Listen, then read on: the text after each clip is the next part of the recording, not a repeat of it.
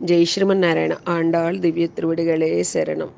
20వ పాసురం. ఆండాళ్ తల్లి స్వామిని మేల్కొలపడానికి ఆయన వైభవాన్ని కీర్తిస్తున్నారు ఈ పాసురంలో.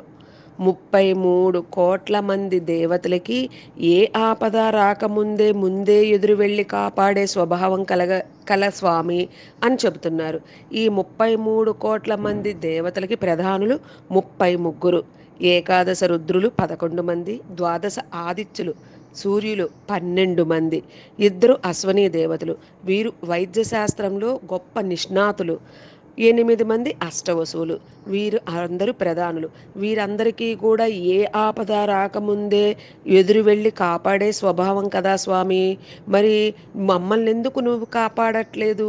మీ ఆనందంగా ఉంటే చూసిపోవాలనే కోరికే కదా మాకు. మమ్మల్ని కాపాడవా స్వామి అని ప్రార్థిస్తున్నారు. నువ్వు ఎలాంటి గొప్పవాడివి? సత్య పరాక్రమవంతుడివి. ఆడిన మాట తప్పని వాడివి కదా. నిన్న మాతో అందరూ కలిసి రమ్మని చెప్పావు, మాట ఇచ్చావు కలుస్తానని. ఇప్పుడేమన్నా నీ చుట్టూ తిప్పుకుంటున్నావా స్వామి? ఏమైంది నీ మాట? అందరినీ రక్షించే స్వభావం సామర్థ్యం కలిగిన వాడివి కదా.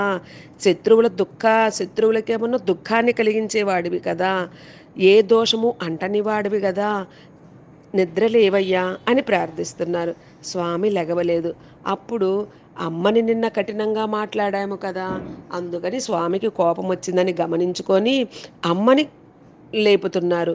నప్పిన్నై శ్రీ మహాలక్ష్మి అని ప్రార్థిస్తున్నారు. అమ్మ సౌందర్యాన్ని వర్ణిస్తున్నారు. అందమైన వక్షోజాలు కలిగిన దానా, ఎర్రని పెదవులు కలిగిన దానా, సన్నని నడుము కలిగిన శ్రీ మహాలక్ష్మి మేలుకోమ్మ, మమ్మల్ని కాపాడమ్మా అని చెబుతూ ఉంటే అమ్మ లేచి వచ్చి ఈ గోష్ఠిలో కలిసి మీకేం కావాలర్రా అని అడుగుతుంది. వారు అడుగుతున్నారు, మాకు నిలువుట అద్దం కావాలి, విసనకర్ర కావాలి, స్వామితో కూడి స్నానం చేసేటట్టుగా మమ్మల్ని అనుగ్రహించు తల్లి అని ప్రాధేయపడుతున్నారు అమ్మతోటి వీరు. జై శ్రీమన్నారాయణ. ఆండాళ్ దివ్య తిరువడిகளே